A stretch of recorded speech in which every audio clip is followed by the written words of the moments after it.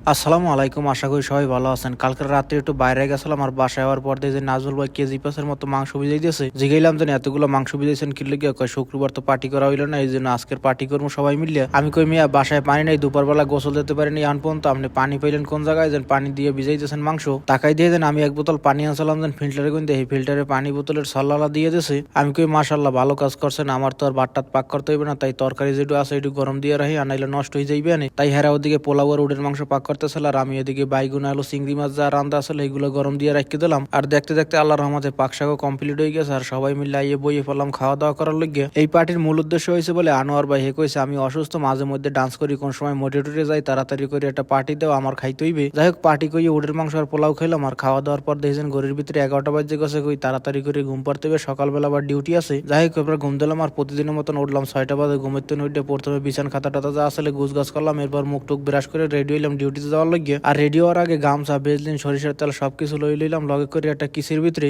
এরপর duty dress টেস পরে সবকিছু লইয়ে বাইরে বেরিলাম। প্রথমে চিন্তা ভাবনা করলাম যে আজকের সেফটি শুজ যা দিয়েছিল নতুন এইগুলো পরে যাবো, আর একখান জোতা পায়ে দেওয়ার পর দিয়ে যে এগুলো রশি যা আছে সব আউলে নিয়ে যাবো। পরে চিন্তা ভাবনা করলাম যে এগুলো থাক, আজকের পুরানগুলাই পাই দিয়ে আজকের চলে যাই। কই বাসায় তো বইয়েই থেকে বিকেল বেলা বাসায় যাওয়ার পরে আস্তে ধীরে সবকিছু ঠিকঠাক করে কালকের হইতে পাই দিব না। এরপর চলে এলাম গাড়ির দ্বারে, কারণ গাড়িটা লই যেতে হবে, অনেকদিন ধরে গাড়িটা চালাই না, বেশি দিন না চালাইলে এমনিতেই ব্যাটারিটা ড্যাম পরে যাবে, আর দ্বিতীয়ত মনে করেন ইঞ্জিনের ভিতরে কোনো সমস্যা টমস্যা হইতে পারে, এই জন্য মাঝে মধ্যে চিন্তা ভাবনা করছি যে চালাইতে হইবে। যাই হোক গাড়ি লইয়ে বাইরে বেরিয়ে নাস্তা পানি কিনে সোজা চলে এলাম ডিউটিতে। আর ডিউটিতে আইয়েই প্রথমে চলে এলাম টয়লেটের ভিতরে, কারণ মুখ ধুইতে হইবে ব্রাশ করে। সকালবেলা তো এক ফির মুখ ধুইছিলাম কিন্তু ব্রাশ করতে পারি নাই, আওয়ার সময় খালি চোহের ভিতরে 1 গ্লাস পানি দিয়েই ধুইছিলাম, যাতে মানুষে দেখলে না করতে হালাই মুখ ধুই নাই। যাই হোক এবার সুন্দর মতো ব্রাশ করে দ্বিতীয়বারের মতো মুখ ধুইলাম আর নাস্তা পানি লইয়ে চলে এলাম খাওয়ার জন্য। আর নাস্তার জন্য আজকের কেরালার কইছিলাম খালি সাম্বার দিয়ে দিও, হেদে চনা আর সাম্বার দুইটা মিক্স করে দিয়েছে প্রতিদিনের মতো। যাই হোক নাস্তা পানি শেষ করে রোদ পাইতে এলাম, আর এই জায়গা আওয়ার পর দেখছেন রং করে হ্যাঁ কইতে আছেন তুমি রোদ পাইতে আসো, যে জায়গায় আমরা রং করবো সেই জায়গায় যাই একটু ঝাড়ু টাড়ু দিয়ে দাও বিআইপির ভিতরে। আমি কই এখন তো রোদ পাওয়ার সময় 10 মিনিট অপেক্ষা করো, আগে রোদ পাইলে এইবার যাই ঝাড়ু দিই, মনে হয় সমস্যা নাই, বিআইপির ভিতরে এখন রোদ পড়তে আছে সুন্দর মতো, তুমি যাই রোদের ভিতরে ঝাড়ু দিতে পারবা না। আমি কই মাশাল্লাহ তাইলে তো ভালোই। এরপর বিআইপির ভিতরে আইয়ে ঝাড়ু টাড়ু মারিয়ে চলে এলাম আবার জিমের ভিতরে। এ জায়গায় প্রথমে চিন্তা ভাবনা করলাম বই থেকে লাভ নাই, আগে কতক্ষণ সাইকেলটা চালাইলো, এরপর দিয়ে আস্তে ধীরে কি করা যায়। মিনিট 5-এর মতো সাইকেল চালাবার পর দেখে যান ডাম্বেল দুইটা আমার দেখে ডাকতে আছে, কইতে আছেন এদিকে আইয়ে আমাকে একটু লড়াই দেহ।